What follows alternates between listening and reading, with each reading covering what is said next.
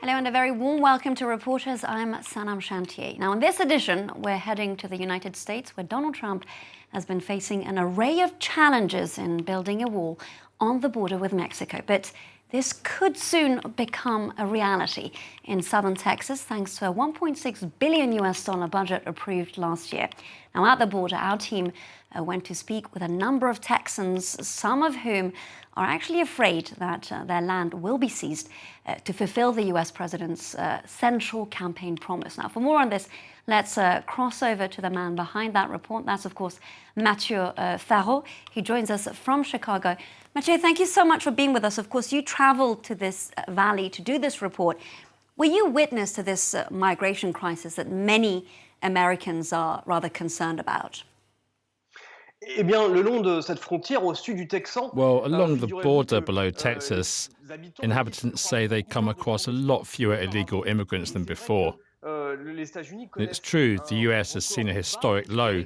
There hasn't been so little illegal immigration for decades. And you'll see the residents we spoke to are actually quite concerned about the wall. It's a divisive subject in Texas. Mathieu, do stay with us. We'll come back to you very shortly. Let's now watch that report along the Rio Grande by Mathieu Favour with Laura Damas.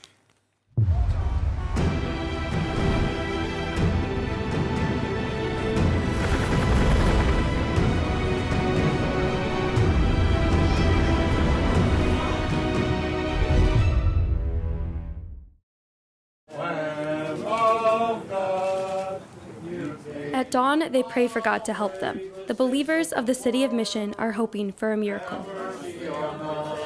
To see the oldest building in the city saved, this 19th century chapel may soon find itself cemented behind 5 meters of concrete. It stands on a land located on the route of President Donald Trump's wall. Our ancestral lands and this house. Father Roy Snipes invited the national press to his sermon. Americans and sons and daughters of Texas, South Texas. The possible effects of the wall hang over the congregation like the sword of Damocles. You, O Lord, you know our affliction and our astonishment at the arrogance of our own government, desecrating the sanctuary of our homeland, wasting our hard-earned and hard-paid tax dollars, dividing our communities. Here, Father Roy is nicknamed the Cowboy Priest. He is a militant priest who has been working in the parish of Mission for 3 decades. There's still some fire there.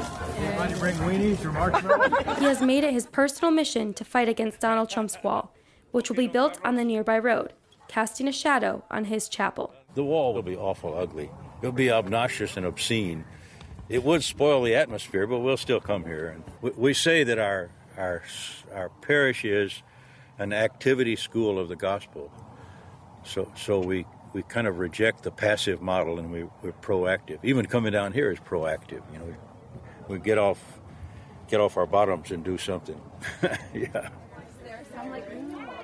In Mission, the whole city supports its priest. The town's mayor and some of his staff visited the chapel, which is viewed as the official symbol of the city. There's some mixed feelings on the potential barrier that could happen, and we're just trying to save our landmark here in our community. The chapel is always open, so no one can imagine seeing it barricaded behind a steel wall. At any time you could come here and pray, and knowing that you might have to go through Border Patrol agents, security to get here, questioned when right now we have the liberty to come and go because it's in the United States. The Rio Grande Valley, named after the river that marks the border with Mexico, has become a laboratory of the Trump administration. Here the wall already exists. As of now, it is only 40 kilometers long, but the president wants to finish it. Donald Trump visited the Rio Grande Valley to promote his project last January to law enforcement personnel. What they need more than anything is the barrier, the wall, and call it whatever you want. Whether it's steel or concrete, you don't care. We need a barrier. The president ordered the construction of 50 new kilometers of wall last March. He just announced 100 more to be built in the region. And the people of Texas, who voted overwhelmingly for Trump in the elections, are beginning to grasp the consequences of this gigantic project. The Alvarez house is already under threat. The property has been in Naida's family for over 200 years. With her nephews, this teacher enjoys the large garden on the banks of the Rio Grande every evening. You can see the clouds. If they built the wall, we're not going to have access to any of this at all. It's going to be gone. Why? Because we won't have access to the river. It's not like they're not going to give us a key to come in and go fishing or anything. All this is going to become a border patrol road. Come on, guys. 1, 2, here we go. 3. Well, this will work out my first fish, so it's gonna really take away a lot of great moments from my life. The family now lives in fear of losing their home. With her brother and sister-in-law, Naida has spent her entire life here.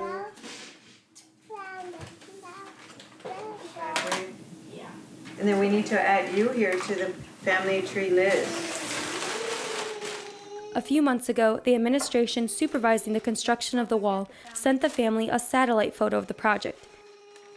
In red, the planned route borders their living room. My house is right there, and the wall's gonna be a couple of feet behind my house.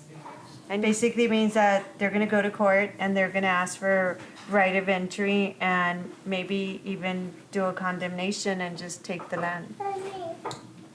So that means you have no argument, and they will settle for whatever the court decides is just compensation.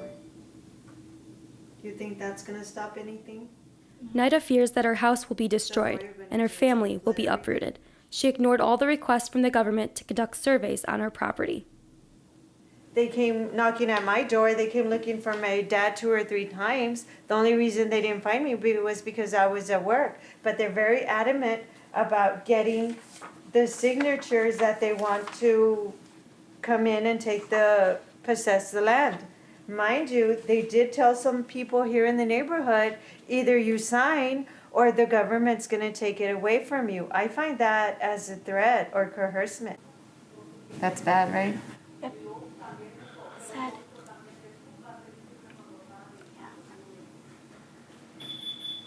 You're going to cry, Palomis. Border security has not confirmed what will happen to her house. It's okay, Palomis. That we're gonna have to go somewhere else, Palomis. In Texas, these drastic situations are beginning to raise doubts amongst the most devout conservatives. 61% of Texans today say they are opposed to the construction of the wall, and Luciano Guerra is one of those Texans. In the small border town of Mission, he had originally been on the front line in the campaign to get President Trump elected. I've always been a conservative, mostly voting for Republicans, because I believe in smaller government, less taxes. I believe in letting the people decide where their money will go. But however, when the border wall issue came up, that's something that, even though it's a Republican president that's building it, I decided I could not just stand and let it happen. I had to fight it. Luciano has disowned his candidate. In the Washington Post, he has denounced the environmental impact of the wall in Texas because the natural park where he works as a guide will be directly impacted. 600 wild species, including many butterflies, live on this 40-hectare plain. The wall will split the park in 2 near the levee, and surveillance towers and patrol roads will be built. Luciano and his colleagues say that this huge project will have definite consequences on local wildlife. What do you have over there? Look what Nestor has. Texas tortoise. Yeah, Texas tortoise. Oh, look at that little guy. Could you think the species might be endangered by the construction? Yes, definitely. They cannot get out of the way of the bulldozers. Some of the wildlife will suffer a quick death. They'll be run over by the machinery. Some of the wildlife will be a slow death because they will not be able to get to the water to drink, the river. Mike is here. He's been looking forward to you. The center attracts 30,000 visitors a year and supports 8 employees. Mariana Wright, the director, fears that the concrete barrier will mark the end of the tourism industry for the entire region. The federal government have waived 28 federal laws for this project. Our Clean Air Act, our Clean Water Act. Nature tourism contributes almost $500 million a year to this region, which is one of the most impoverished areas of the United States. Is there no kind of appeal, things you can do to stop it? No. They will seize our land and build this project. No matter what? No matter what. Border security cars monitored the arrival of the construction machinery. The wall will be extended to the great relief of President Trump's supporters in the valley. Athol Grant loves to showcase the border wall. He is an influential Republican who runs a company located just behind the wall. Every day, he uses this door to go to work. All of us have our own code, so the Border Patrol knows everybody that comes and goes, which is fine with us. We don't care. We don't care. Athol presides over a water pumping station, stuck on this land between the barrier and the Rio Grande. Undocumented immigrants from Mexico often try to pass through the area. He saw this little piece of America as the far west under siege. And we need to stop right here. Y'all need to shut up. His employees work with assault rifles, and he says that they are often threatened by Mexican smugglers. That whole side over there, make no mistake, that's all controlled by cartel. Absolutely, either the Zetas or the Gulf. They're the two fighting out over there right now, because this is the richest crossing area. It's like having the most busiest airport in the world. You make the most money. Since the wall was built, he says that fewer illegal immigrants cross his property. In the valley, Athol became the first advocate of barriers against undocumented immigrants. We've had them get over and fall and break their ribs or break their back and have to go to the hospital. We've had, a lot of them will just sit up here and wait at the gate. Most of them now, they don't try to get over the wall. A few kilometers away, the wall stops, but not illegal immigration. The region holds the national record for the number of illegal immigrants arrested, 162,000 last year, more than half of all arrests made throughout the country. In McAllen, the largest city in the valley, the police chief is a little overwhelmed. It is the closest geographically, the closest city to Central and South America. This is the crossing point. This is the city with the infrastructure. These folks are not going to go into the desert and then find themselves in a desert. So they come to places where the infrastructure, where there is bus transportation, where there's aircraft transportation, where there's highway transportation, where all the things that are going to get them to the points they want to go to. He too is convinced that the border must be closed by finishing the wall of the Rio Grande.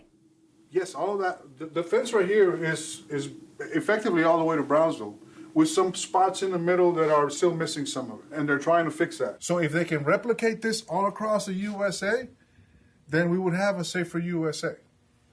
Construction will start in a few weeks, and Father Roy tried one last move, to save his chapel. Lawyers from Washington came free of charge to help him file an appeal. They are asking the court to stop the government from taking surveys on the chapel's land, which Father Roy considers sacred. The lawyers will do all they can, and we've got wonderful lawyers. But we'll pray. When they say adios rogando y con el mazo dando, you pray to God and you work as hard as you can. We're not going to go out there with a mazo, but we'll pray and work as hard as we can. But the judge ruled against the chapel's congregation and its prayers. In the valley, the first walls could rise from the ground before summer.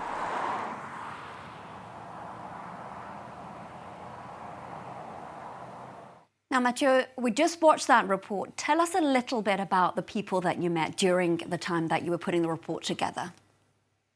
Oui, écoutez, depuis notre tournage, la menace se précise. Since shooting our report, the threats become clearer. Naida received a rather threatening letter from the government regarding her house. It threatens to take her to court so workers can gain access to the land.